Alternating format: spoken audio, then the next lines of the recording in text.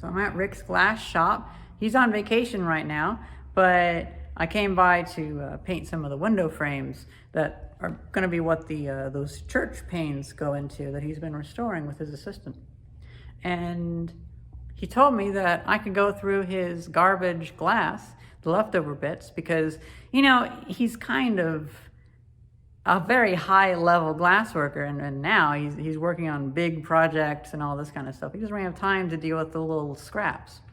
So he joked like, well, yeah, I keep those for an aspiring glass worker such as yourself or whatever. And I was like, oh yeah, okay then, I'll take some. So he has a bucket of like the whole year's worth of glass, and there are some nice gems in here. Like even green glass and yellow and blue glass. And I thought, I'm a sucker for being creative within boundaries. Like for instance, tell me to make something where I can't use electricity and then I have to use all these clockwork mechanisms. And this, tell me that I have to use recycled glass and then some ideas might come up.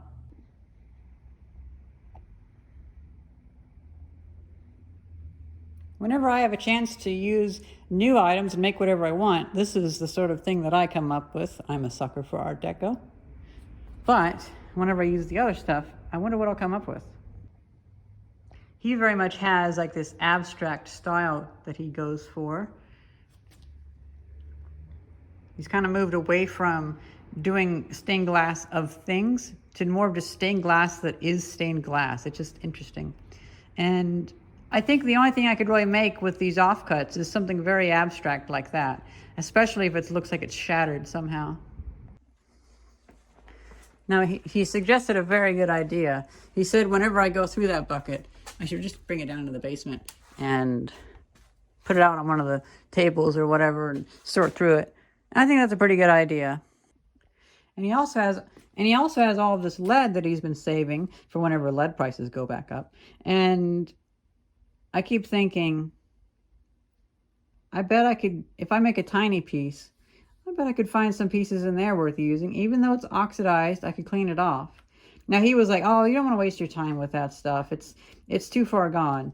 But you know, if I made this thing entirely out of recycled materials and put in like a recycled wood frame, that would kind of be interesting in and of itself.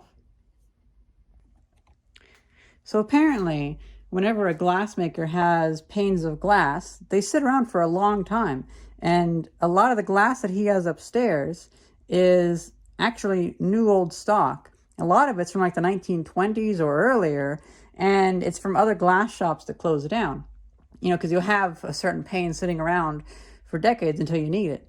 And you don't use a whole lot because you don't really make a bunch of glass anymore because not many people are into stained glass, unfortunately. So a lot of this glass, now this is obviously 1800s glass or whatever, but a lot of this glass that he's using is actually still possibly quite old. Imported from other countries like Germany or England. And well, that's actually quite cool, I find.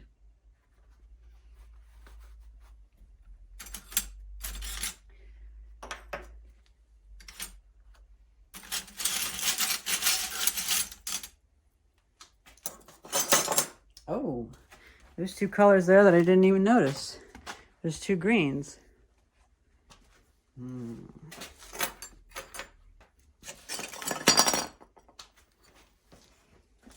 Oh, here's a piece on it.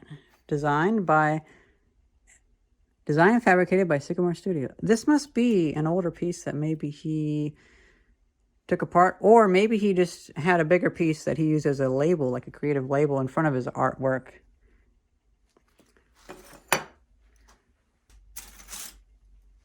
Ooh, we got some red. Oh, and this is some more bubble glass. Some more bubble glass. Already, we're doing pretty good.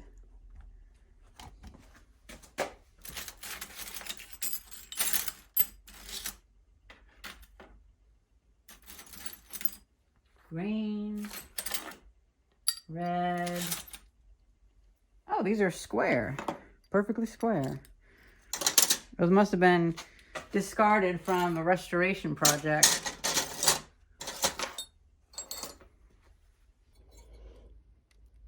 Oh, I just found another one.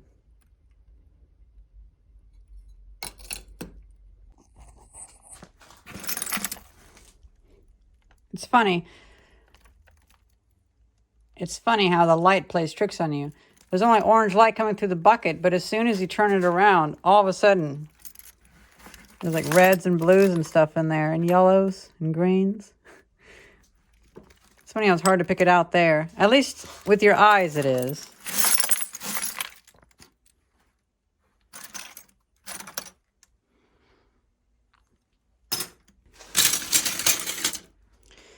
Okay, I think that's pretty good. We have a nice 2 piles of colors.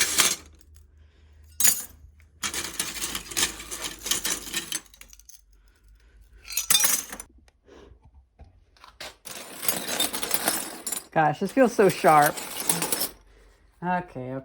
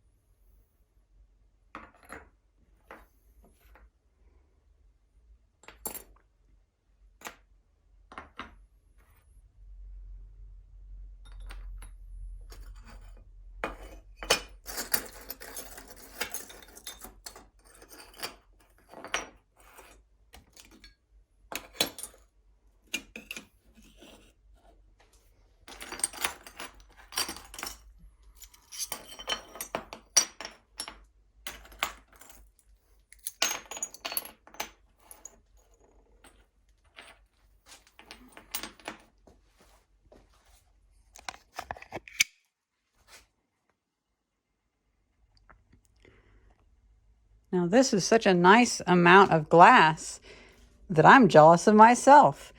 I would have never had access to this like a few months ago if I hadn't made friends, because I never made friends with someone that had this kind of glass. And where do you buy it? You can sometimes find green and then a little bit of blue in the creeks, but that's about it. Red glass, forget about it. And this is a lot. So now I might actually make a storage method, because I have enough to have like dark greens, light greens, yellows, light yellows, dark greens, or actually like cloudy greens, light blues, dark blues, reds, brownie reds, all this kind of stuff. So cool.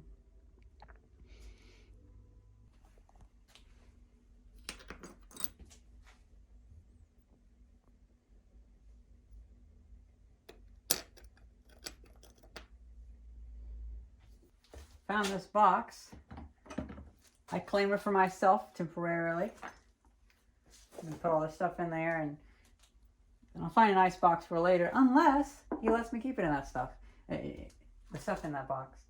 But now that I'm looking at this, I'm going to have to spend a lot of time tinkering and looking at this. Because this, I can do a lot. I could probably do 3 or 4 little things with this. So, yeah.